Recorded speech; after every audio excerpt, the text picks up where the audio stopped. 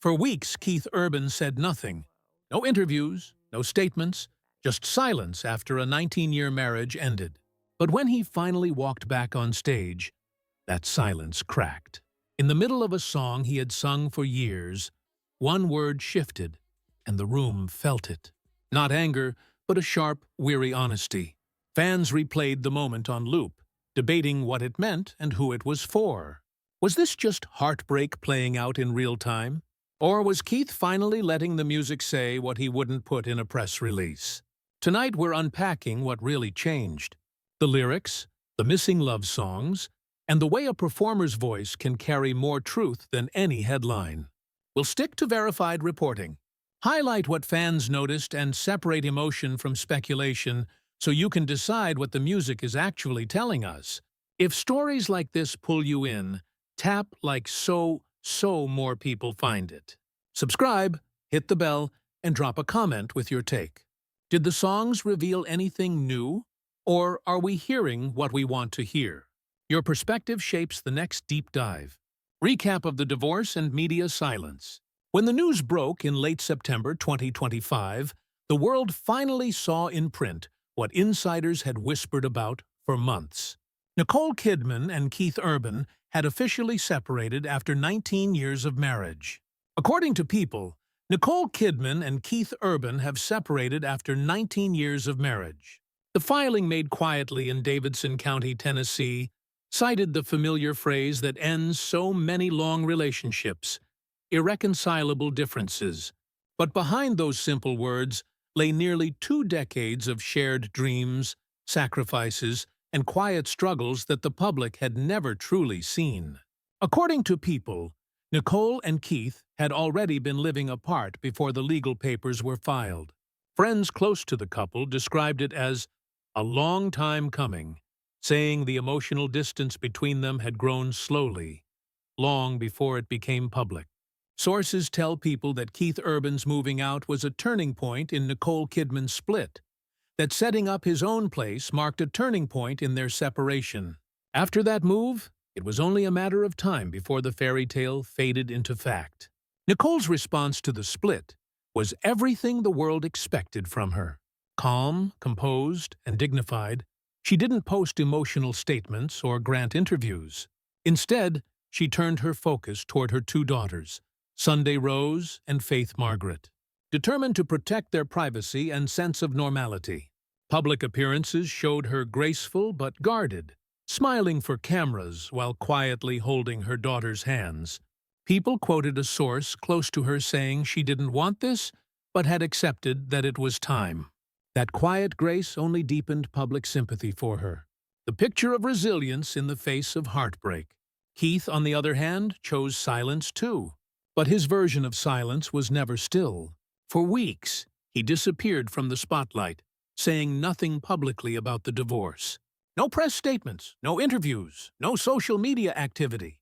But those who knew him knew that silence couldn't last.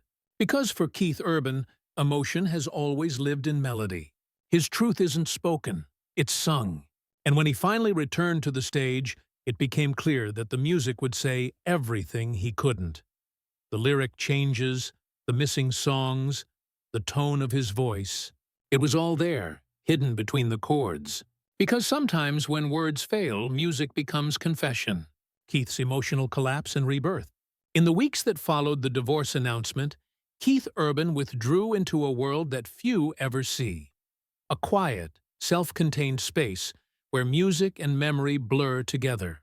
The man, who had spent years performing to thousands of fans each night, now found himself alone in his Nashville studio, surrounded by silence that no guitar riff could fill. Friends told People that he was processing everything the only way he knows how, through music. Those who had seen him during those early weeks said he seemed thinner, quieter, and more introspective than usual, often staying up long after midnight, strumming half-written melodies that never left the room. It wasn't the first time Keith had faced himself in the dark. Long before he met Nicole, his life had already been marked by chaos and recovery. Born in New Zealand and raised in Australia, he'd found his calling in country music, but also his greatest vulnerability. By his 20s, Fame had arrived, but so had the temptations that came with it. He spoke openly in past interviews about the toll that alcohol and addiction took on his early career, describing himself as a man constantly running from the noise in his own head. Then came Nicole when they married in 2006. Keith was at a crossroads. Just months after their wedding, he entered rehab for alcohol abuse, a decision he later credited to her love and intervention. "She saved my life," he once said in a Rolling Stone interview, his voice breaking as he recalled her unwavering support. Nicole stood by him when it would have been easier to walk away, helping him rebuild the balance he'd lost. For nearly 2 decades, she became his anchor, the calm to his storm, the structure to his restless heart. But even anchors can slip. And when Nicole finally walked away, Keith found himself face to face with the same demons he thought he'd left behind. Friends told people he was struggling to adjust and leaning heavily on his close circle, his bandmates, tour team, and a few trusted friends who had seen him through previous lows. This time, though, the fight wasn't just about staying sober. It was about rediscovering who he was without the woman who had once held him together. Night after night, he'd retreat to his studio, the one place where he could still control the noise. The space that had once echoed with shared laughter and family visits now carried only the hum of amplifiers and the faint ring of guitar strings. It was in that solitude that his transformation began. The songs that started as Heartbreak slowly became something else. Reflections, confessions, questions without easy answers. Insiders described him as pouring himself into his work, writing obsessively, sometimes recording the same track for hours. What emerged from that creative storm wasn't polished or commercial. It was raw, stripped down, and painfully honest. Each lyric felt like a page torn from a diary he never meant to share. Those close to him said this period marked a creative rebirth, even as it carried the weight of loss. Keith Urban had built his career on songs about redemption and resilience. Now he was living them again. Only this time, the redemption wasn't about saving his marriage. It was about saving himself. She once saved him from his demons. But when she finally walked away, those demons came knocking again. And this time, Keith didn't hide. He picked up his guitar, faced them head-on, and turned every ounce of pain into melody. And those melodies would soon reveal more than words ever could. Because the next time Keith Urban stepped onto a stage, his silence would break. Not through interviews or headlines, but through the power of the songs that had suddenly taken on an entirely new meaning. Quick pause. If you're still watching, you're clearly as intrigued by this story as we are. Tap that like button to help more people find it, and subscribe so you don't miss the next chapter of Keith and Nicole's unfolding story. The lyrics spoke louder than words. When Keith Urban finally returned to the stage, the world wasn't sure what to expect. Would he ignore the headlines and play on as if nothing had changed? Or would the music itself reveal the emotions he'd kept hidden? Fans got their answer within minutes, not through an announcement or a statement, but through a single word that hit harder than any press release ever could. It happened during a performance of one of his most beloved songs, "You'll Think of Me." For years, it had been a bittersweet anthem about heartbreak, closure, and moving on. A track that had carried him through personal turmoil long before Nicole entered his life. But that night, just days after news of the divorce broke, Keith gave the lyrics a quiet, devastating twist. Instead of singing, "Take your space and take your reasons," he paused for a heartbeat, then replaced it with a new line, "Take your unreasonable reasons." In another concert performance, he went even further, inserting an emotional variation that fans caught immediately. "Take your stupid bullshit reasons." According to Taste of Country, Keith Urban added a new lyric to "You'll Think of Me" after Nicole Kidman. This change drew a massive online reaction, with fans saying it was Keith's best performance in years. That one word, unreasonable, hit fans like a confession. It wasn't rage, it was heartbreak wrapped in sarcasm. A word that felt too sharp, too specific to be a coincidence. Within hours, social media lit up. A fan on Twitter wrote, "That wasn't just a lyric change. That was Keith finally saying what he couldn't put in a statement." Another commented on YouTube, "He's hurting. You can feel it in his voice. That lyric wasn't random." The clip spread across fan pages and gossip sites, each replaying the same moment, slowing it down, dissecting it like detectives searching for hidden meaning. The media noticed, too. Taste of Country described the moment as a striking lyrical change that fans connected directly to his split, while people called it a subtle but emotional shift that reflected the timing of his divorce. To those who had followed his career for years, this wasn't the sound of bitterness. It was a man processing loss in real time using the only language he truly knew: music. But that wasn't the only song that raised eyebrows. During the same run of shows, fans realized Keith had quietly removed the fighter from his set list. The song, released in 2016, had long been known as a love letter to Nicole, a duet celebrating the strength of their marriage after years of struggle. In the track, Keith sings to a partner who's afraid of being hurt again. "What if I fall? I won't let you fall. What if I cry? I'll never make you cry." For years, it was their anthem, one she even appeared in the music video for. But after the divorce news broke, the fighter disappeared. In its place, Keith began performing older, more introspective songs. Tracks like "Blue Ain't Your Color" and "Somebody Like You." Songs about longing and regret. When asked by fans why he dropped the duet, he offered no explanation. He didn't need to. The silence said enough. As people later noted, the omission of the fighter from his live shows hasn't gone unnoticed by fans who long associated it with his love story with Nicole. Then came another surprise. The fighter resurfaced weeks later, but with a twist. According to People, Keith Urban changed song lyrics inspired by Nicole Kidman to reference his new guitar player, Maggie. Keith altered the lyric in the song to reference his guitarist, Maggie B.A., instead of Nicole. Fans laughed at first, but others saw something deeper. A man rewriting his own history in real time. One Twitter user put it perfectly. He didn't just change a lyric, he changed the meaning. He's reclaiming his song. And it wasn't just what Keith sang, it was what he stopped singing. Setlist posted by fans online showed that he had quietly removed several love songs tied to Nicole, including "Parallel Line" and "Gemini", both written during the height of their marriage.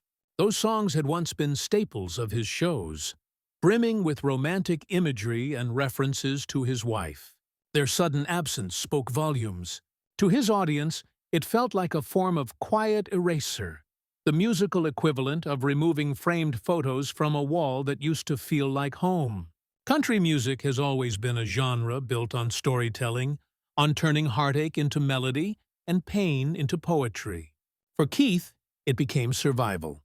Every lyric change, every missing song, every deliberate pause between words seemed to chart his emotional recovery. He wasn't lashing out or seeking sympathy. He was reclaiming control over his narrative, reshaping it through rhythm and rhyme instead of press conferences and interviews. As one fan wrote beneath a concert clip, "This isn't the Keith we've known for years. This is the real one, the one who bleeds through his songs." Another added, "You can hear it in the way he plays now. It's not about perfection, it's about feeling." Even the tone of his performances changed. Gone was the polished showman who smiled through every note. Now his voice carried cracks. His expressions lingered longer on certain lines. Applause would rise, but Keith seemed less interested in basking in it. It was as if every chord was a release, every lyric a confession. In one particularly moving moment during a live version of "Making Memories of Us," Keith paused before the final verse. His eyes welled up just enough for fans to notice. It was subtle, but the emotion was unmistakable. The applause that followed wasn't wild or frenzied. It was respectful, as if the audience collectively understood that they weren't just witnessing a performance, but a man coming to terms with heartbreak. And that's what made this chapter of Keith Urban's story so powerful. He didn't expose Nicole through scandal or interviews. He did it through something far more personal, by letting his music reflect what words never could. Each altered lyric and missing love song became a clue in a larger emotional map, one that showed a man both mourning and reclaiming his story. Because sometimes the truth doesn't need to be shouted. Sometimes it's whispered between the lines of a song where only those who've lived through heartbreak can truly hear it. So, when the symbolic omissions were made for nearly a decade, Keith Urban closed almost every major concert with the same song, The Fighter. It wasn't just a fan favorite. It was a musical vow written in 2016. The song had been a heartfelt tribute to his marriage, a dialogue between two people promising to protect each other from the pain of the past. Nicole even appeared in the original music video, smiling beside him as they mouthed the lyrics together.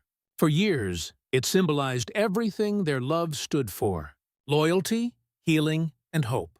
But after the divorce, that song vanished. There was no announcement, no explanation, no official statement. The Fighter simply disappeared from his set lists.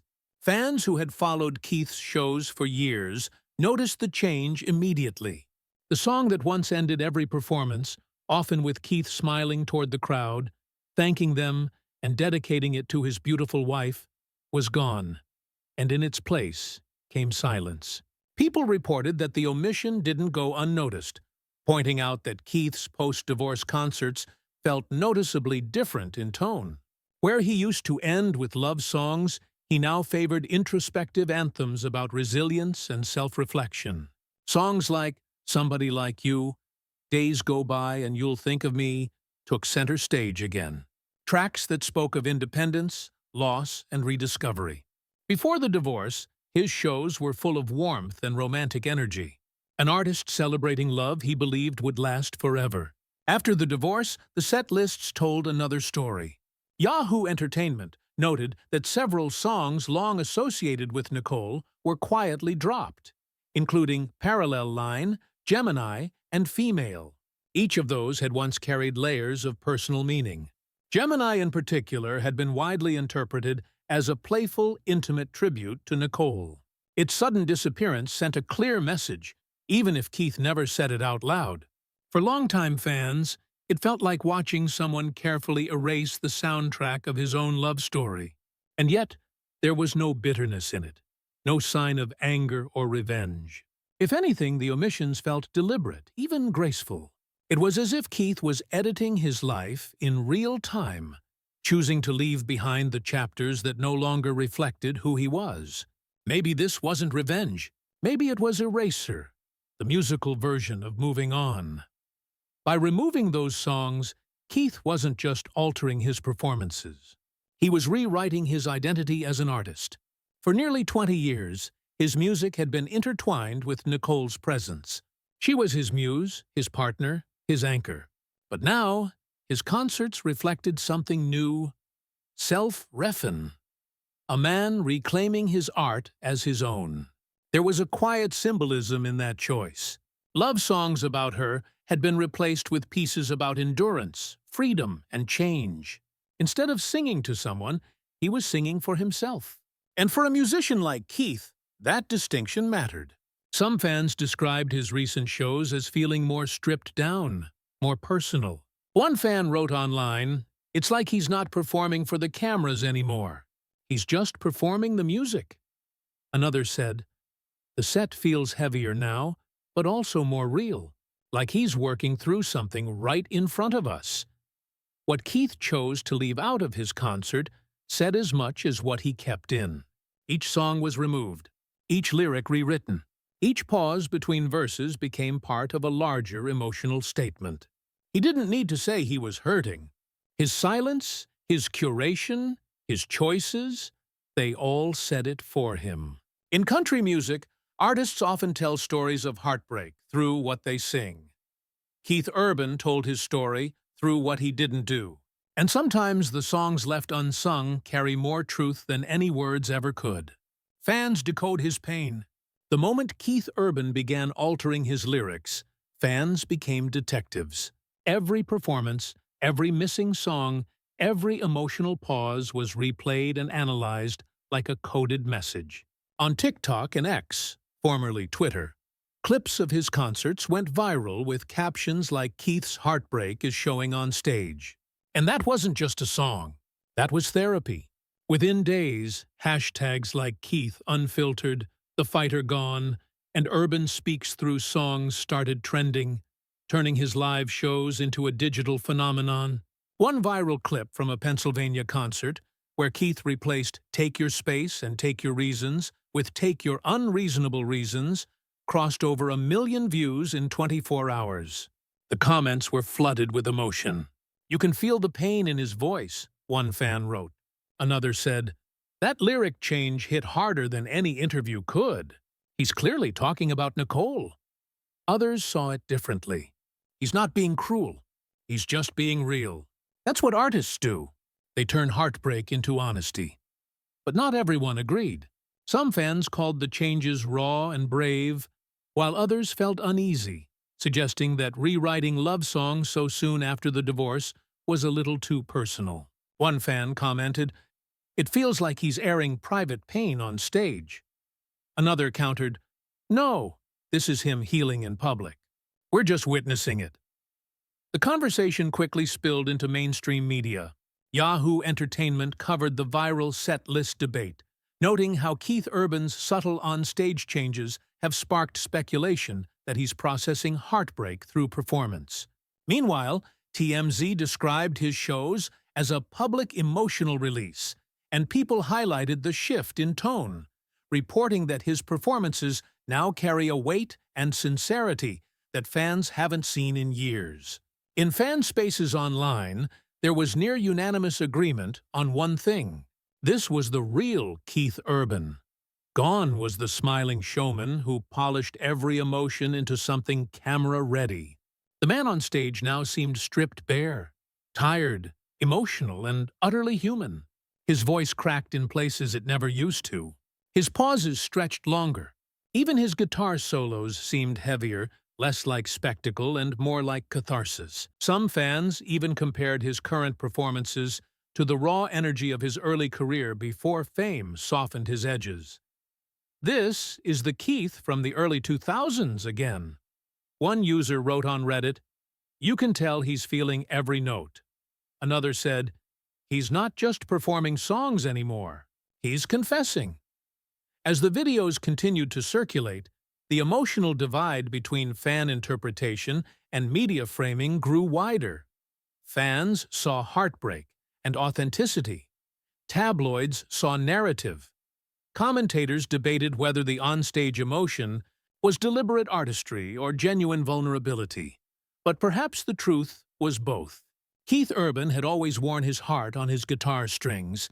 This time, though, there was no filter.